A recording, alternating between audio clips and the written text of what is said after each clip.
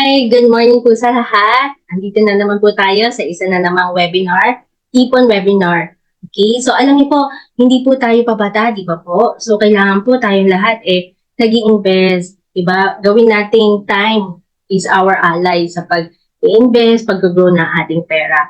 No, marami pong nagsasabi, kailangan yata pang mayaman lang yan, kailangan yata maging mayaman para mag-invest. Mali po yun. Actually, kailangan nating mag-invest para yumaman. So dito sa video na to, matututunan natin yon saan ba tayo makakapag-invest and saan ba tayo mag-i-invest kahit hindi kalakihan yung ating investable fund, kahit hindi available yung malaking amount. Okay, so pakilala ko lang po muna ang sarili ko. I am Joyce Polanco, no, your Ipon Engineer, your IMG Financial Educator.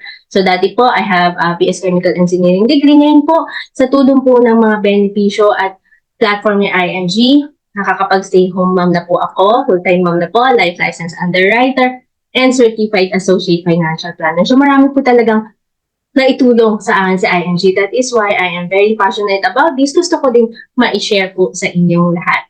Okay, so ano nga ba ang mutual fund? No? It is a passive way of investing.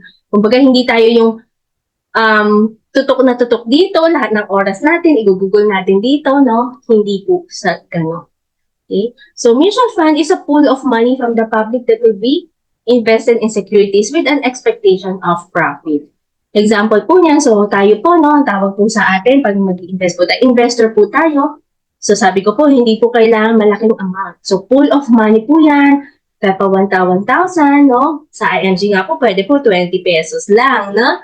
So, pool of money, kumbaga, iipon-ipunin, yung mga money niya, bubuuin ng fund manager, tapos lalagay po niya sa securities, invest in securities, at na mag-generate ng mga return na hahati-hatiin po para mapunta din sa mga investor. Okay, so banggit ko kanina, securities, ito yung maaari siyang stocks, maaari siyang bonds. So these are assets that have potential to grow. So stocks will represent part ownership of companies listed in PSE o Philippine Stock Exchange, katulad ng Meralco, Ayala, Jollibee, DMCI, at kung ano-ano pang mga kumpanya. Okay, so kumbaga, stocks yan, isang buong pizza. Pag mag-i-invest po tayo, magiging co-ownership po tayo, meron po tayong slice ng pizza na yan. So bonds. Bonds are proof of debts. Usually, debtors nito is gobyerno, no, or iba pang malalaking kumpanya. So they will pay the bond in regular basis and in time, may konti rin interest. So, dyan ba? Ako ba ang gagawa ng trading? So, dalawang klase ang pagta-trade, no? O pag-i-invest. Yung isang klase, yung stock trading, at yung isang klase, yung mutual fund investing. So, bigyan lang natin ng overview. Ano ba yung stock trading? Kumbaga, ang stock trading, siya yung sinabi ko kanina, yung active na nag-trade or nag-invest, siya yung nakabantay, yung fundamental analysis, yung paggalaw, pag-akyat, pagbaba, nakabantay, no? Yung, mga 11 to 1 ng tanghali na kailangan nakatuto ka dyan. Yung mutual fund investing, meron pong gagawa para sa ating mga professional, mga expert fund managers. Kumbaga, sa stock trading, ikaw yung driver nung ini-invest mo. Pero sa mutual fund investing, may professional driver ka, may magaling kang driver. Okay? So, nabanggit natin na may fund manager ang mutual fund. So, they are experts. They will be the one investing and trading for us. So, managing a stock for you kasi is a very complex process that is left to professional fund managers. So, sa mutual fund investing, kahit na wala tayong time, hindi natin kaya magbigay ng oras sa kanya yung talagang check every time na nakabantay, or wala tayong knowledge about it, merong gagawa nito para sa atin. At hindi lang basta-basta sila, talagang expert, talagang yan yung ginagawa nila, fund managers. So kahit tulog tayo, ano man ang ginagawa natin, relax at stress-free tayo. Diba? You can do all things you are accustomed to do while investing. Pwede tuloy-tuloy ka sa pagiging empleyado mo, trabaho, or sa business mo, habang meron kang portion of your hard-earned money na naka-invest. So, how will I earn in mutual fund? Depende, no, sa securities na pinaglalagyan mo. So, pag bond fund, ito yung fixed interest yung maibibigay, no? Yung isa naman, yung stocks, ito yung dalawang klase, no? Pwedeng dividends, yung part of the company's earnings na bibigay sa mga stockholders. or yung stock price, yung talagang paangat, pababa, depende sa market situation. So, sa mutual fund, ito yung peso per share. Ito yung buying or selling price ng shares in a given day. The net asset value per share is the total worth of the mutual fund company divided by the number of shares it has distributed to all investors. So sa madaling pag-example, no, sa madaling salita, ito yung presyo. For example, ang presyo o yung net asset value ng ngayon ay piso. Meron akong 100. Gusto ko siyang i-invest. So sa 100 ko, ilang shares ang makukuha ko? Di ba ang presyo niya ay piso? So 100 divided by 1, ang makukuha mo shares is 100. Okay? So isa pa. Ito ay nakuha noong August 6, 2020 based sa Soldivo Fund. So ang original investment o let's say yung pera mo by the time na gusto mong i-invest is 5,000. Ang presyo nung panahon na yon o na per share is 0.5869. So sa 5,000 mo, magkano kaya ang mabibili mong shares kung ang presyo is 0.5869? So 5,000 divide ko sa 0.5869, ang makukuha kong shares or ang makukuha mong shares is 8,519. Aba? Mas naintindihan na po? Okay? So risk. May risk ba yan? So risk in investment is greatly reduced if pag tayo ay nag-increase ng knowledge. Pag tayo ay nagbibigay ng konting time natin, let's say Sabado, no, maging financially literate. Okay? And syempre, utilize well-known risk management techniques. Pwedeng mag-money cost averaging, i-diversify natin yung fund natin. Diba?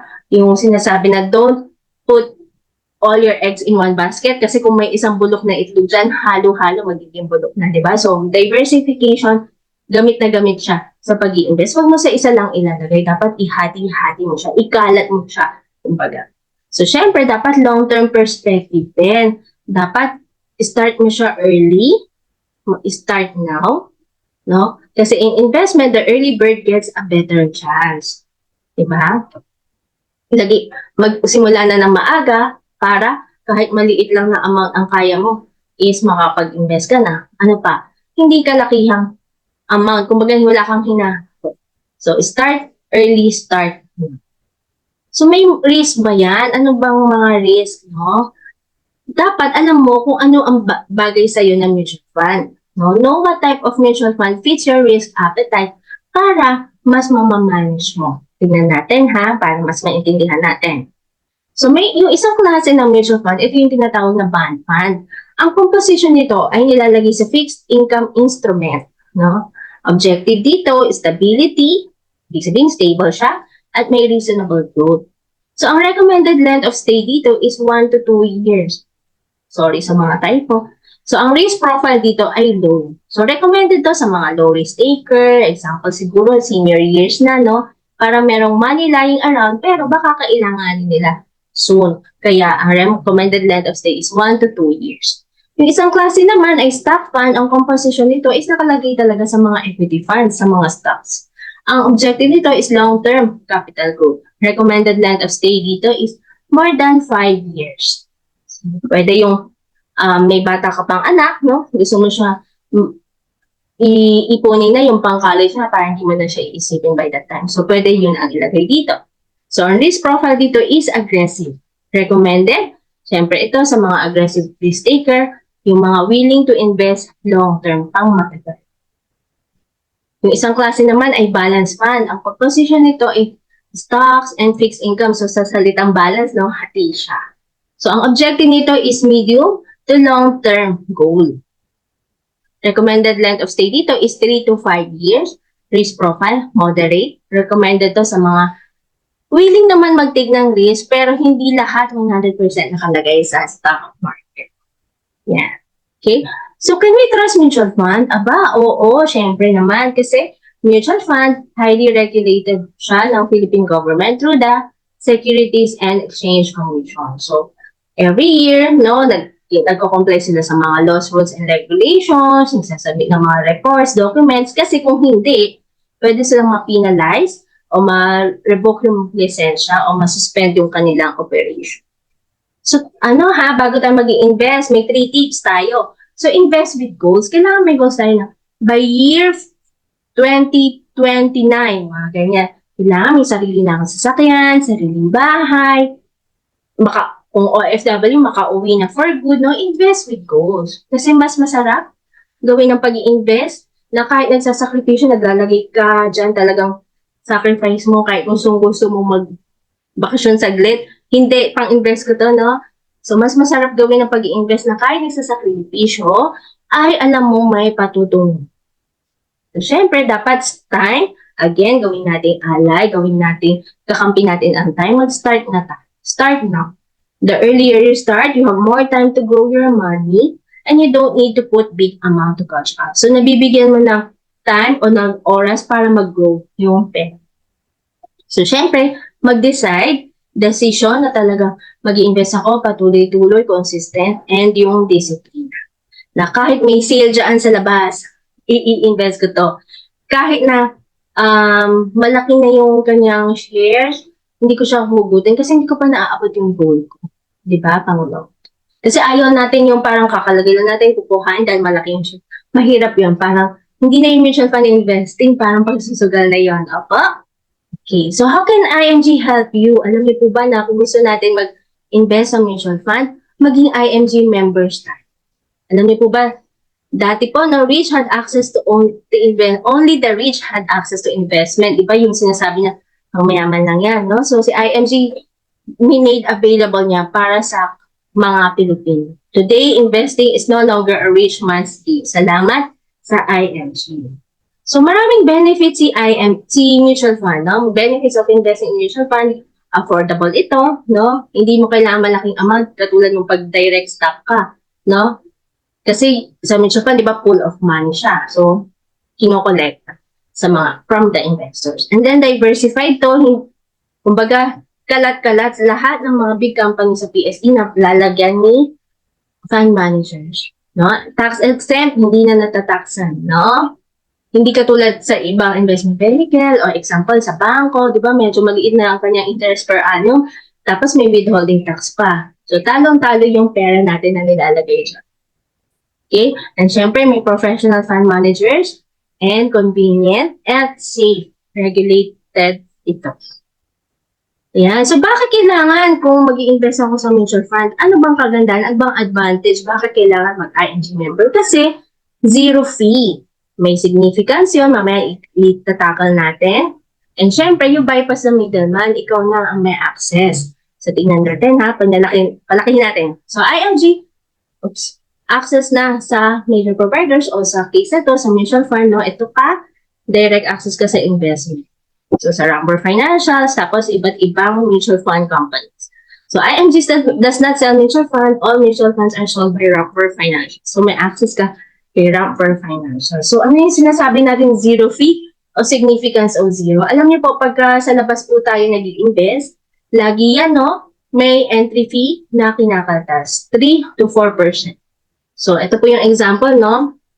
Regular, ang non-IMG member nag-invest, pareho yung investment amount, 10,000. Pero since non-IMG member, may kinaltas na sales load, 3.36%. So, ang net amount na may invest na lang niya is 9,664.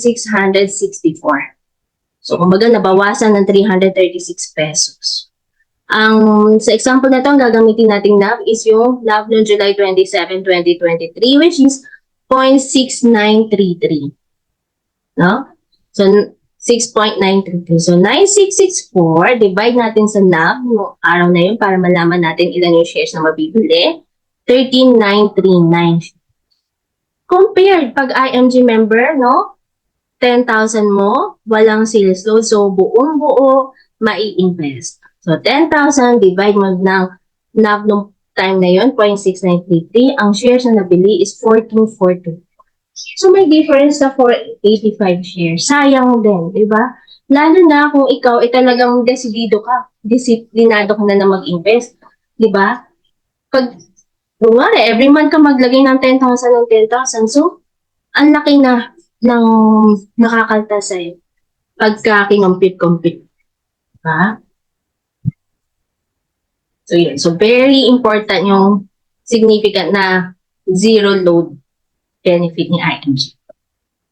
Okay, alam niyo po, yan po sa ngayon, no, mutual fund lang po yung interesado tayo, pero pag member po tayo ni IMG, napakadami pa niyang kasamang benefit. Hindi lang yun sa pag-mutual fund invest. So, next step natin, kung gusto talaga natin mag-invest in mutual fund, take advantage natin yung zero load benefit at may direct access. Ang process natin ng membership mo, 6,000 kung nasa Philippines. 10,000 naman kung international kasi may kasama pa siyang iba't ibang protection. Mas malaki ang protection na kasama. So, nothing to lose, no? You have mutual fund investment na and enjoy pa ibang benefits and discount as IMG member at matututo pa ng matututo. So, tingnan natin yung mga benefits, no? Sa IMG, yun nga, yung gusto natin, all new members become automatic mutual fund investor. As a new member, you are entitled to 1,000 initial investment kay IMG Soldico Strategic Growth Fund. And you can add or top up as low as 20 pesos on your Soldico funds. Diba yan yung sinasabi kong hindi kailangan malaking amount. So 20 pesos kung yun ang kaya. Tapos by the time pwedeng increase 50, 80, 100, depende na sa inyo. And syempre, kasama din yan, no? Maging financially literate pa tayo sa ibang bagay kasi sa life naman natin, hindi lang pag-i-invest ang kailangan natin. So, we become financially educated kung IMG members tayo sa tulong ng mga workshops made available for IMG members. And then, free personal accident insurance for new members, 100,000 by Manila Bankers Life. 50,000 life insurance free for new members by Fidelity Life. And syempre, meron tayong free unlimited consultation for members kay Kaiser Medical Center. And syempre, yung sinasabi natin, take advantage of the 0% entry fee kung mag-i-invest tayo sa mutual fund. And syempre, kung matututo na tayo, gusto natin, tayo na ang sariling driver ng ating investment at trading. Pwede naman, meron din tayo access kay Stocks online trading platform. And syempre, ang mga members, pwede din magkaroon ng discount sa mga condominiums or real estate purchases kay SMBC, Ayala Land, and DMCI Homes. Diba? Pag member ka ni IMG, i-issuehan ka niya o bibigyan ka niya ng members portal para nandiyan na lahat ng benefit at lalo-lalo na yung gusto natin, mutual fund. So, i-share screen ko din po yun para makita natin. So, ito po, member po tayo ng IMG, bibigyan po tayo ng members portal. Ito po yung sa ating pag-i-invest ng mutual fund. So, we can view our portfolio anytime, anywhere, very convenient. Okay. Ayan po. So, kitang-kita na natin lahat. And then, if we want to add subscription, click lang natin yan. Lagay natin ang ating pangalan or code. Lalabas na. Yes, click lang. And then, yung fund na gusto natin, strategic growth fund, let's say. And then, as low as 20, we can put in. We can top up. And then, lagay lang natin email natin dyan. And lalabas na yung mga mode of payment na pwede. Very convenient.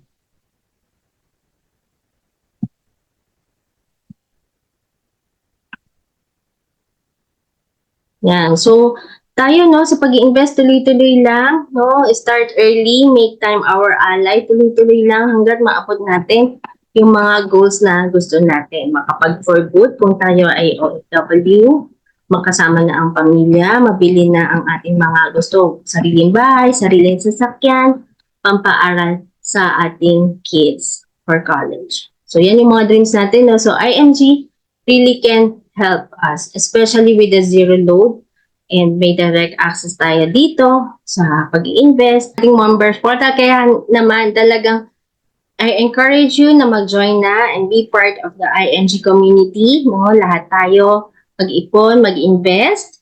Kung yun lang ang interest natin ngayon, mag-invest. And then, later on, makikita pa natin, marami pa tayong benefits na pwede ma-maximize if we are IMG members. Hindi lang yung pag-invest sa mutual fund na zero load or zero entry. Kaya naman, kung gusto mo na maging member ni IMG, yan, I can help you process. Or, if you have someone who shared to you this video, you can contact that person para matulungan kanya. Ma-maximize mo ang mga IMG members benefit and especially mag-invest na tayo sa mutual fund. Yan. So, if you just chance upon this video, you may contact me at 0927-066-8419. My email is there and yung website.